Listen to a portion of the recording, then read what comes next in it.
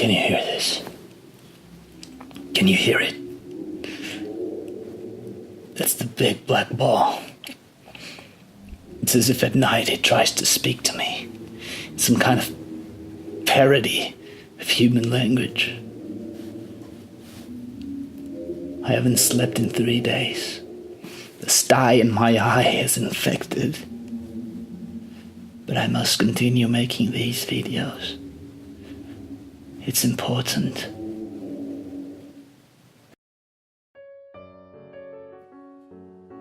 About a week ago, my doorbell rang. I opened the door and there was no one there. No messenger, no carrier. Just this little card drafting game by one Robin David. There was no note and there was no message. I was intrigued and I was a little bit scared. So I tapped into the mainframe and gained access to the database message boards.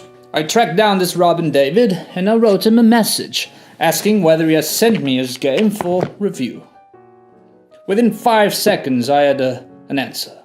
He wrote to me, and I quote, "Dear sir, you have 4 videos in as many months and 43 followers on Twitter.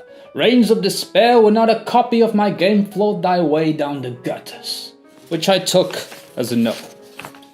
And while I admired how evocative his words were, I was a little bit offended, and I was severely demoralized. And so I wrote him back.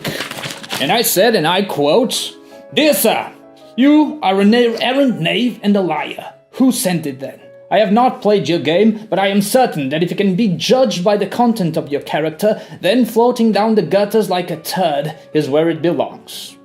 And we went back and forth like this, like a Shakespearean or a Joycean roast.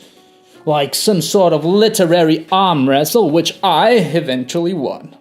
And in the process, we learned how to respect each other, and so we became best friends. I still don't know who sent me this game or why, and I wasn't going to talk about it on the show for ethical reasons, for Robin David and I have become brothers at arms and best buds.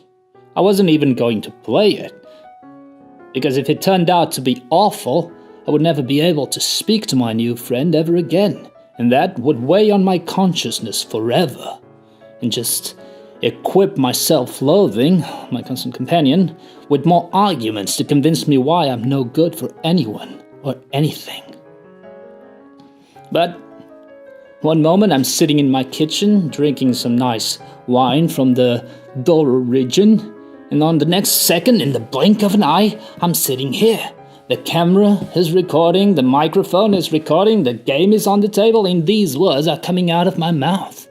Like some depraved puppeteer with low self-esteem and delusions of grandeur is controlling me and making these words coming out from my mouth. Movable Type is a card game for 1 to 6 players in which literate and literal people can play in about 25 minutes. The game is played over 5 rounds. In the first 4 rounds, each player draws 5 cards, and then the drafting process begins.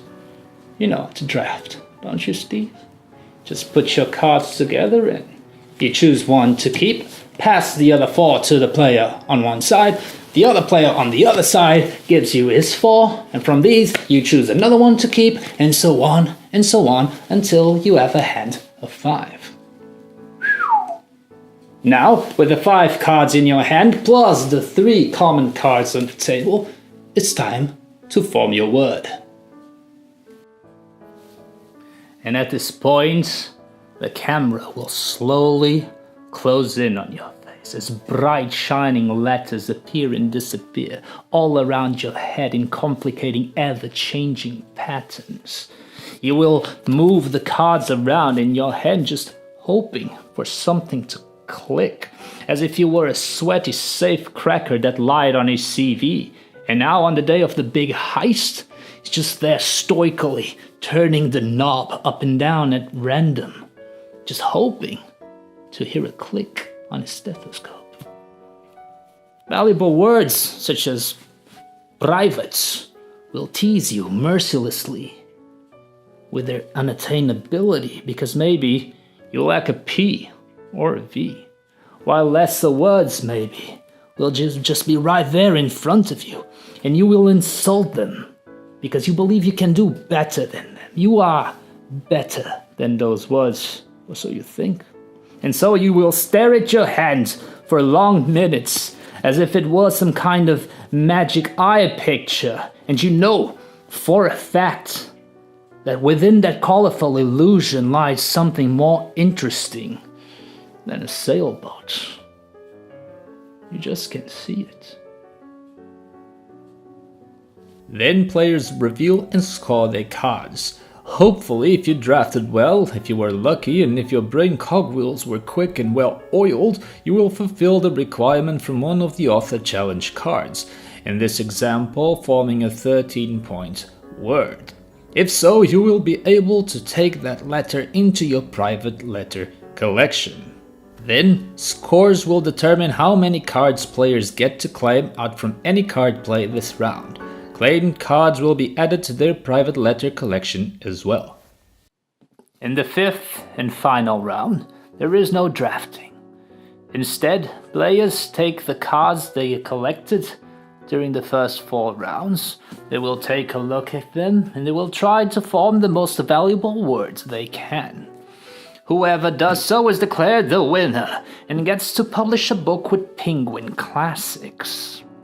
Now, keen observers might note that it's possible for you to win the first 4 rounds, only for at the end to lose to some hack that plays the word pimples.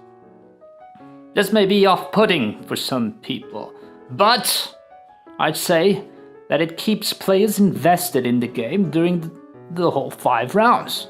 Otherwise, you'd be losing and losing and losing, and then might better jump out the window rather than finish the game. Also, if you manage to win every round and get dibs on all the cards available and have more cards than your enemy, and then by the end you still lose to the word pimples, then sir, I must say, you are the Walter Donovan of choosing cards. What surprised me about this game is that it's a lot more tactical than I was expecting it to be when I was preparing it to play with my dear wife, Elga. When you are drafting cards, there is a torrent of things to consider. So, should I take the vowel now?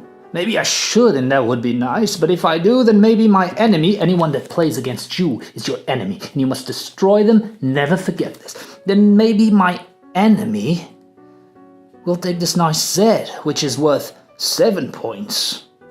But if I take the Z, then maybe they'll take the A, and then even if I take the E, I don't know any words with Z, E, and G, but this is all moot. Anyway, if I don't get that sweet, sweet ass. Because if I don't get some of that ass, I don't think I can do what Emily Dickinson wants me to do. And that would be very, very upsetting because her card would come in handy for my collection as I... Oh shit. What was in my collection anyway? I am not allowed to look at my collection until the final round. Oh, mercy. Mercy. To write is to suffer. Every choice you make matters, even if sometimes they are subject to the cruel whims of Fortuna. The game is also very adaptable. There's a very robust solo mode in which you play against robotic Brontes sisters, and there's some variants that you can apply to the standard game. For example, you can use a timer to mitigate the effects of some brutal analysis paralysis that I am sure will occur in some of your games. And you can do what Elga and I did, which is adapt the game to your native language. In our case, Portuguese and Spanish, and it worked fine. As a man of taste, as a surfer of vultures, a bohemian cowboy such as I, though, the art on this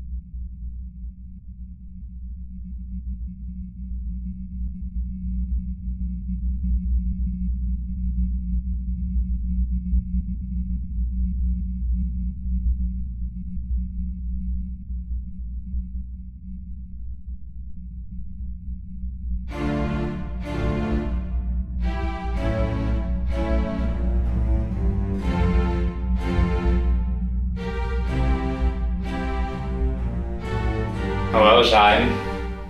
I hope to place a worker in your heart and in your mind.